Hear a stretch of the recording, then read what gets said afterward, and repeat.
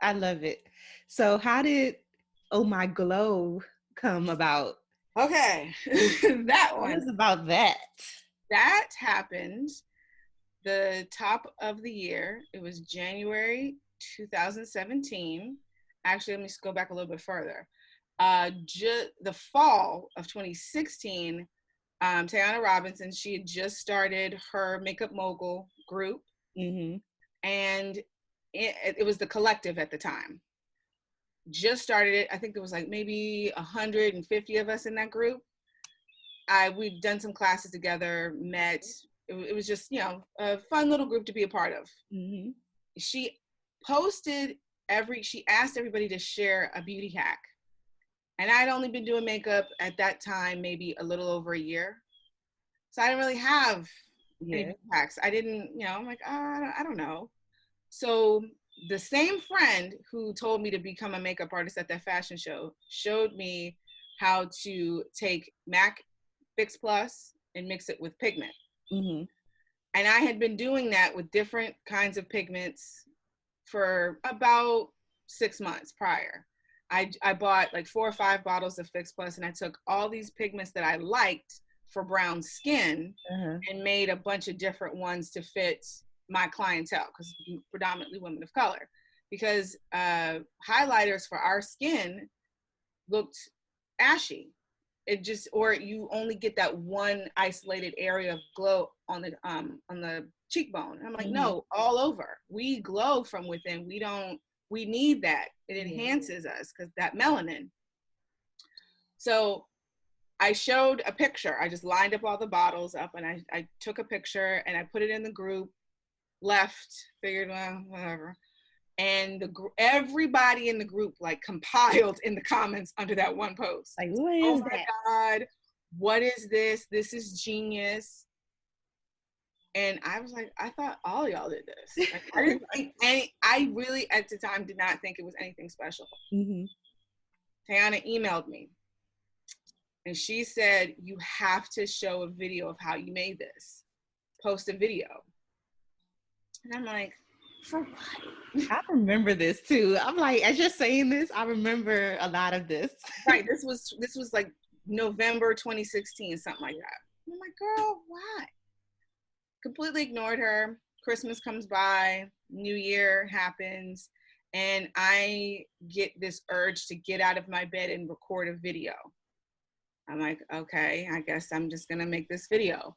And I got up, got all my stuff together, set up my camera, my ring light, everything, and I sat on the floor in my mother's living room and I made this video. I edited it, I uploaded it, and I went to sleep.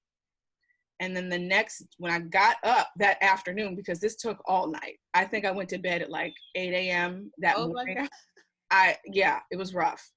And I got up, it was like 5 or 6 o'clock in the evening the following day. Uh-huh. And the post, because I put it on Instagram, had gone viral. I woke up and there was like 10,000 views, 250 comments. I'm like, what just happened? Right. What just happened? I'm on the Explorer page. Blogs are reposting me. I'm like, I don't know what's happening here. So I'm like, I guess I'm viral now. Yay. Tayana emails me again. She goes, you have to sell this, make this a product and sell it. Now I had already had requests to make it. Yeah. Like, oh, people were asking, like, hey girl, I'll just buy stuff at Mac and send it to you. Can you just make this for me and then send it back? I'm like, what? Look at the video. Right. Do it yourself. It's a DIY. So this is so funny. Jana told me to make the product and to figure it out. And from January 2017, March 2017, I worked on building Omglo, which is what we have today. I started out with 5 glow shades, and now I have 9 in 2 different sizes. We now have eyeshadows and highlighters. We have 3 serums, 3 different shades, glow serums for the skin. We're ever expanding. 3 years later, here we are. That's amazing. It's amazing to hear you tell that story because I remember when you posted that video. I remember seeing the thing in the group and everything, and I remember seeing I could still see the video like in my head. It's so cute. Oh, thank you. Oh my gosh, and I was getting chills as you're saying that because a lot of times we try so hard to be viral or just to make things happen, and Right. just when you least expected it, you just doing something natural that Right. you naturally, and look what happened. Yes. And with 2020, so 3 years later, Yeah. and still booming. What was that process like for you between January and March? What did it take for you to get Omglo up and running? I love this question because no one's ever asked me that. And it's something that I really want to like help people avoid. Mm-hmm. That's why I've done this course. Those 3 months, I slipped into the most darkest depression I think I've ever can remember experiencing. Mm. I cried myself to sleep many a night. Yeah. I had no idea what I was doing. I'd never aspired to own a cosmetics company.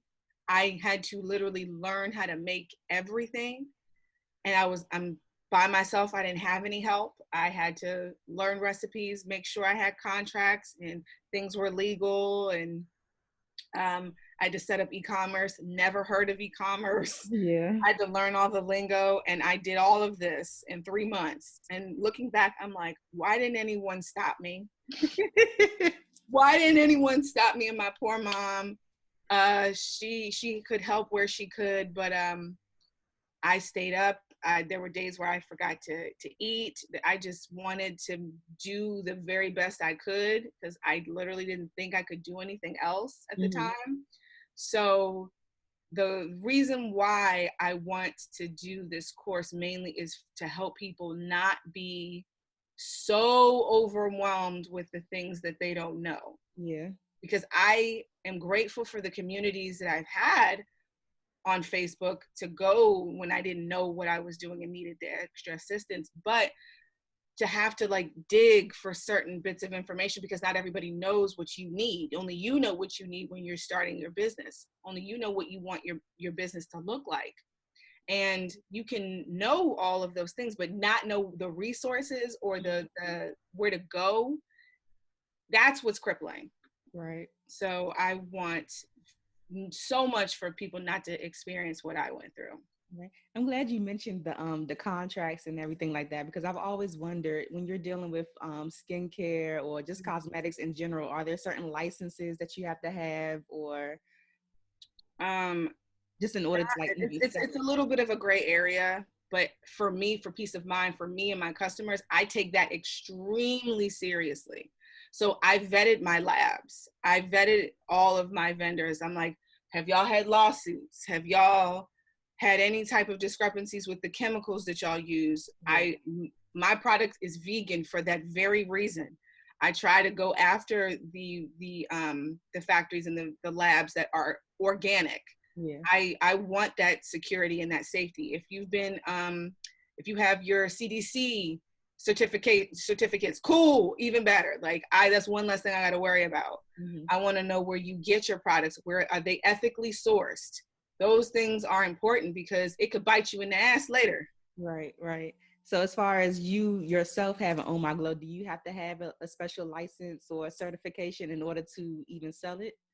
I don't, but I make sure that we practice very high sanitation, especially like my mother has an autoimmune. So I have to really be careful with everything. Like with COVID, I'm nuts. I wear gloves, I wear masks, even when I'm working with my product, Mm-hmm. gloves, mask, lab coat, hairnet. I'm wiping everything down. I'm following, I took a course to learn how to be cleanly, especially when you're working with cosmetics in a laboratory setting, because Mm-hmm. I converted my space in the downstairs level of my house into a workshop basically, but everything's stainless steel because hygiene. Yeah. Everything's covered. Whatever I can't work on the stainless steel, it gets covered in plastic and that gets sanitized. It's all about understanding and wanting to protect yourself. as best you can. Like in the 3 years that I've done Omglo, never had a problem with anyone having a reaction to anything I make, unless they're allergic to a specific extract that I don't know nothing about. Right. That's funny. I always ask my clients, "Are you allergic to anything?" They're like, "No," but like, well, we go find out today. Right. Like I had one client, when I first started, I never forget this. She said, "Is there any way that you can make this without the chamomile?" And I'm like, "Why would you want me to take chamomile out? Like that's soothing to the skin." She was allergic to it. I didn't know that. I didn't know. And then some people have a cucumber allergy. See it, but it helps to place these things on packaging. And that's another thing. A lot of people just think you can just slap your logo on a package. No, you want to have, you have to be clear. Lots of people say that my products, when I first started out, that Omglo is a setting spray. It clearly says finishing on the bottle. I want it to be, there's no miscommunication. There's no misunderstanding what you're holding in your hand. Nice. What kind of challenges did you face, I guess, in the beginning growing the brand versus the challenges that you have now operating in it?